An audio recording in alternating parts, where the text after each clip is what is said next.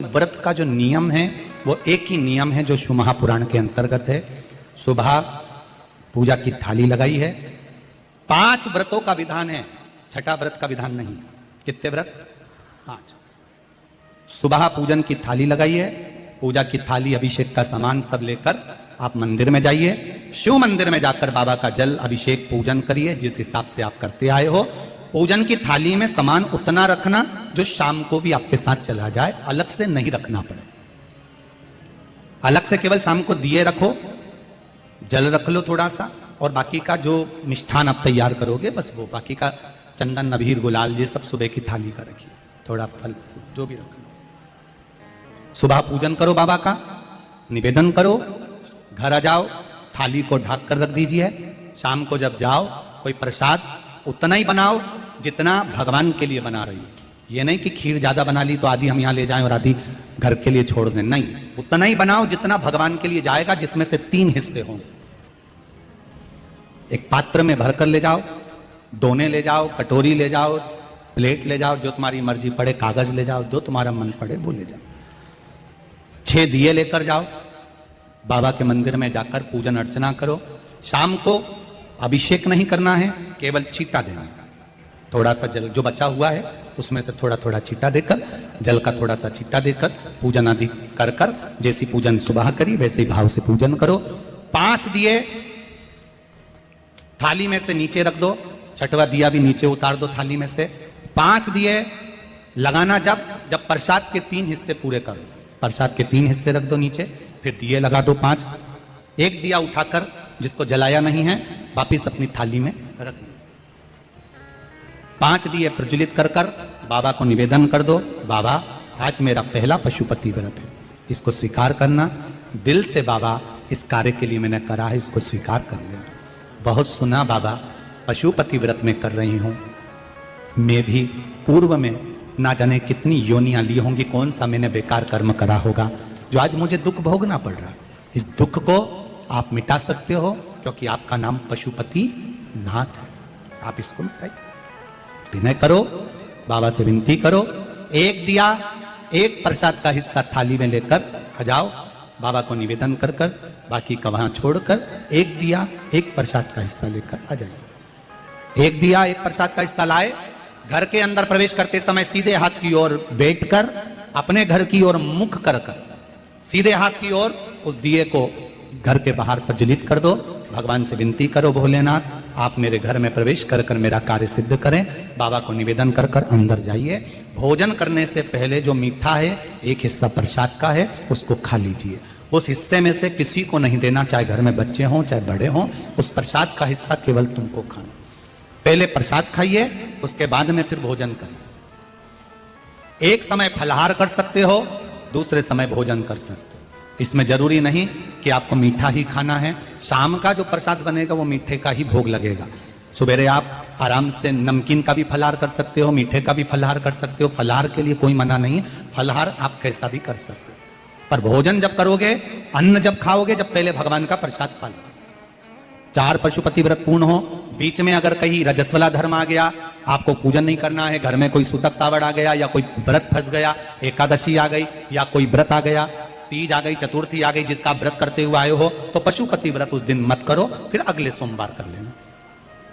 3 हो गए, एक रह गया बीच का, उसको अगले में करो, वो चौथे में गिनती में आ जाए। 5वां छूट गया, कोई बात नहीं, 1 महीने बाद तो होगा, 8 दिन बाद तो होगा, 15 दिन बाद तो होगा, फिर उसको गिन लो, 5वां हो गया।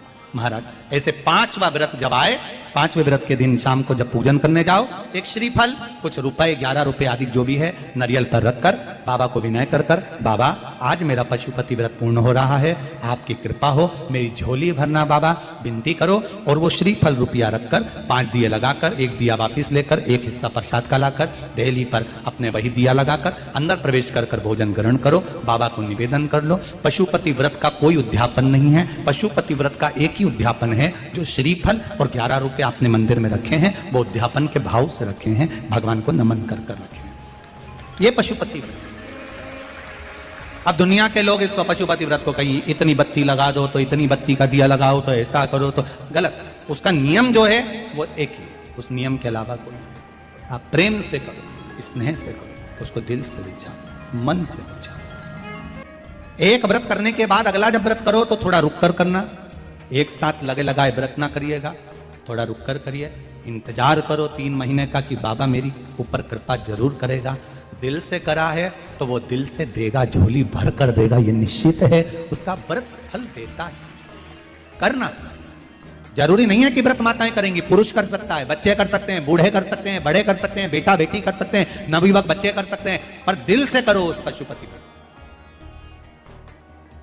कोई आपका दूसरा व्रत फंस गया है तो पशुपति व्रत को छोड़ दो, उस दिन आपका जो व्रत है, एकादशी हो, चतुर्थी हो, तीज हो, छठ हो, उसको कर लो। नवरात्रे फंस गए, नवरात्रे कर लो, उसके बाद कर लेना पशुपति। जितने व्रत रहना है उस व्रत को बाद में। महाराज शिव कृपा, व्रत एक ही मंदिर में करना, जिस मंदिर में पहला व्रत करा है उसी मंदिर में 5 व्रत करना। ये नहीं कि हम मायके में 2 व्रत करके आ गए और तीसरा व्रत हमने ससुराल में कर लिया। 2 व्रत करके मायके से आ गई हो तो 3 व्रत भी मायके जाके ही करना। अगली बार ऐसे जाना कि सोमवार बीच में फंस जाए और तुम 1 व्रत करके आ जाओ। मायके में अगर व्रत कर रही हो तो अपनी पूजन का सामान अपने ही रुपए का होना चाहिए, मायके के पैसे का नहीं चाहिए। कुंवारी होती और तुम मायके के सामान से पूजन करती, अगर कुंवारी होती तो तुम्हारा वो पूजन लगता, पर विवाह होने के बाद, गोत्र बदलने के बाद आप अपना पूजन का धन अपना खर्च करें। हम तो यहां तक कहते हैं मंदिर में भी अगर लोटा भरा हुआ रखा है, मंदिर में बाल्टी भरी रखी है, आप पहले अपना कुछ रुपया दान पेटी में डालकर फिर आप उस लोटे का प्रयोग करें। पीपल के पेड़ के नीचे पूजन करने गए, आंवले के पेड़ के नीचे पूजन करने गए, बड़ के पेड़ के नीचे पूजन करने गए, किसी की लगी लगाई थाली मिल गई, सामान मिल गया, उसके सामान में से आप मत चढ़ाइए। आपके पास जो सामग्री है आप उससे पूजन करें। अपने पड़ोसी से 1 रुपया भी मांगकर भगवान को मत दीजिए। जिस भगवान को देते हो उस भगवान को बुरा लगता है कि मेरे सामने खड़ी होकर हाथ पड़ोसी के आगे फैला रही है, तुम मुझसे मांग, मैं तुझे झोली भर कर दूं। पत्र प्राप्त हुआ, बहुत सुंदर प्रश्न है आपका। गुरुजी, पशुपति व्रत में जो 6 दिए लगाए जाते हैं उसमें बत्ती गोल लगाना चाहिए कि लंबी लगाना चाहिए? प्रश्न बहुत अच्छा है, एक बार जोरदार ताली बजाओ भगवती साहू के लिए, बहुत अच्छा प्रश्न है। हमने पहले भी कथा में कहा कि शंकर भगवान के मंदिर में पार्वती भी है, शिव भी है, दोनों विराजमान। आप दोनों तरह की बत्ती शंकर के मंदिर में लगा सकते हैं। जहां देवी के मंदिर में अकेली देवी होती है तो वहां पर फिर लंबी बत्ती का क्रम आ जाता है। पितरों की पूजन हो रही होती है, लंबी बत्ती का क्रम आ जाता है। पर जहां पर देवादिदेव महादेव भी हैं, पार्वती भी है, वहां आप गोल भी बत्ती समर्पित कर सकते हो और लंबी भी बत्ती लगा सकते हो, उसमें कहीं दोष नहीं आएगा। फिर आपने वर्णन करा 5वां व्रत पूर्ण होने पर 108 पुष्प या चावल बेलपत्र चढ़ाते हैं। सबको एक साथ चढ़ा देना चाहिए कि एक एक करके चढ़ाना चाहिए? वैसे शास्त्र रीति के अनुसार पशुपति व्रत में जो 5वां सोमवार पूर्ण होगा और आप 108 अगर कोई वस्तु चढ़ा रहे हो तो एक एक कर श्री शिवाय नमस्तुभ्यम, श्री शिवाय नमस्तुभ्यम, एक एक कर चढ़ाना चाहिए। एक साथ हाथ में लिया और एक साथ नहीं चढ़ाना, एक एक कर समझ। बहुत अच्छा प्रश्न है। एक प्रश्न जो आपने किया था उसका उत्तर इस कथा में चल रहा है, नंदी वाला जो प्रश्न आपने तीसरा करा है उसका उत्तर इस कथा में चल रहा है। कि आप कहते हो कि मंदिर से जाते समय नंदी के कानों में कहकर चले जाओ। बैठिए बैठिए बैठिए, बहुत सुंदर प्रश्न है आपके, बहुत भाव से और आनंद से आपने करा और जनमानस के कल्याण के प्रश्न है। ये केवल आपके लिए नहीं है, ये सबके लिए इतने जोरदार प्रश्न है। जो गलती भी करते होंगे तो उसको सुधार सकते। आपने कहा कि नंदी के कानों में कहना चाहिए। लोग हंसते हैं, कहते हैं बताओ वो नंदी के कानों में भगवान को कहना चाहिए। वैसे तो हम आपको एक बात बताते हैं कि दुनिया के लोग किसी दूसरे धर्म की कभी हंसी नहीं उड़ाते। दुनिया के लोगों को दूसरे का धर्म अच्छा लगता है। दुनिया के लोग सबसे ज्यादा हंसी उड़ाते हैं तो हमारे सनातन धर्म की ही उड़ाते हैं और जी खुद उड़ाते हैं, दूसरा उड़ाने वाला नहीं होता। दूर के ढोल हमें समझ में आते हैं, उसका धर्म हमें समझ में आ गया, उनका क्या है ऐसा है, आओ कुछ नहीं, उनके धर्म में ऐसा है, कितना आनंद हमें दूसरे के धर्म में लग रहा है और हमारा सनातन धर्म हमको बुरा लगता है। हमारे सनातन धर्म में बुरा लगने लगा। अरे भाई, लोग कहते हैं कि नंदी के कान में कहते हो, ये कोई हमारे पुराणों में या शास्त्रों में लिखा है? भगवती बहन साहू, आपको धन्यवाद देना चाहूंगा और एक बात कहना चाहूंगा,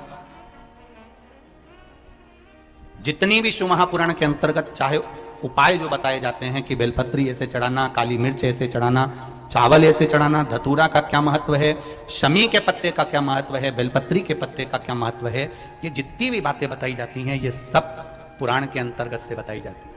अब दुनिया के लोग इसको चाहे टोटका कह दें, चाहे दुनिया के लोग इसे टोना कह दें, पर पुराण से हटकर कुछ नहीं। और आप लोगों को अगर बोला है कि नंदी के कान में कहकर भगवान शंकर के मन में बात पहुंचे, तो ये क्यों कहा? तो ये भी हमारी शिव महापुराण में लिखा है, जलंधर के चरित्र में। कोई आपसे कहे कि नंदी के कान में बोलने से क्या होता है, ये जलंधर का चरित्र कह रहा है। मां पार्वती जी का हस्त कमल पकड़कर जलंधर लेकर जाने लगा। वृंदा का पति लेकर जा रहा है। वृंदा तो भगवान की भक्ति में लीन रहती थी, उसको तो जलंधर को सबसे ज्यादा तकलीफ थी नारायण से, पर शिव के पास आ गया, क्योंकि ईर्षा प्रवृत्ति, अभी कथा में कहा, कोई कोई ऐसा होता है जिसको तुमसे बेर नहीं होता तो भी अंदर से ईर्षा जाग जाती है। कोई कोई ऐसा होगा जिसको अंदर से ईर्षा जागती है, अपने आप अंदर से ईर्षा जागती है, उसका कोई बेर नहीं, और ईर्षा जाग, भीतर से ईर्षा जाग।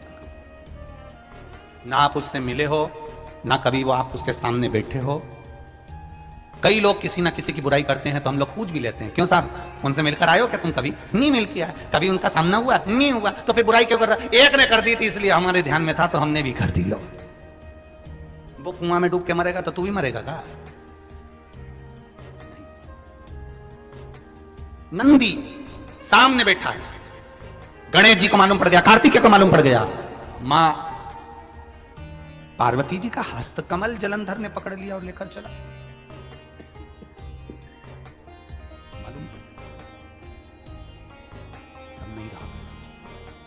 गणेश जी को क्रोध आ गया और गणेश जी महाराज आए, शिव जी को जगाने लगे, पिताजी पिताजी पिताजी कर कर जगाए, उठो पिताजी, पिताजी उठिए, पिताजी जागिए, पिता को जगा रहे हैं। भगवान शंकर नहीं उठे, तप में लीन थे। क्या करें हम? जलंधर के पास में इतना बल है, इतना बल है, और पिता की आज्ञा नहीं होगी तो हम कैसे मार देंगे इसको? मारने को तो मार देंगे। मां ने आज्ञा करी थी कि जलंधर उसको तारकासुर को मार दो, तो कार्तिकेय ने तारकासुर को मार दिया। शिव जी की आज्ञा नहीं तो हम इसको कैसे मारें? क्या करें? सब कुछ गणेश जी ने देख लिया, शंकर जी के ऊपर बहुत बहुत बहुत बहुत प्रार्थना कर कर देख ली, पर शंकर जी नहीं जागे। तब आखिरी में विनायक ने, गणेश ने, जितने लोग आस्था चैनल पर कथा सुन रहे हैं, जितने लोग फेसबुक यूट्यूब पर कथा सुन रहे हैं, इस बात को याद रखना कि नंदी के कान में कहने से क्या होता है, वो ये इस कथा से सीख लेना। आखिरी में गणेश जी को लगा, किसको कहूं? शंकर जी भी तप में है, नंदी भी तप में है, मैं किसको कहूं? शिव जी को कह के कर थक गया, पिताजी को बोल बोल कर थक गया, पिताजी जागते नहीं। अब मैं किसको कहूं ये बात? किससे कहूं?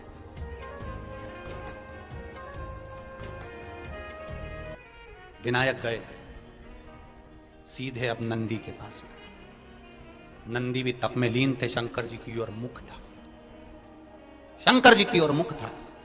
गए और जाकर तुरंत विनायक ने नंदी के कानों में जाकर कहा, नंदीश्वर, मैया का हाथ पकड़कर जलंधर लेकर जा रहा है, पिताजी तप में लीन है, कृपा करिए ना। बस केवल नंदी के कान में कहा, गणेश जी दूर हट गए। नंदी के कान में कहा, शंकर जी के नेत्र खुले, शिव जी के नेत्र खुले। ध्यान देना जरा, इस शिव महापुराण की, आशुतोष शिव महापुराण की कथा, जो कथा यहां कही जा रही है, ये कथा पहले के चरित्रों में सुनने को नहीं मिली होगी। जरा ध्यान देना इस संवाद पर।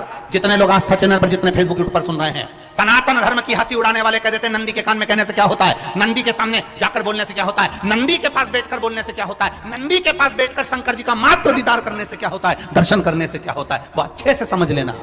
जो लोग सनातन धर्म पर उंगलियां उठाते हैं वो अच्छे से समझ ले इस बात को।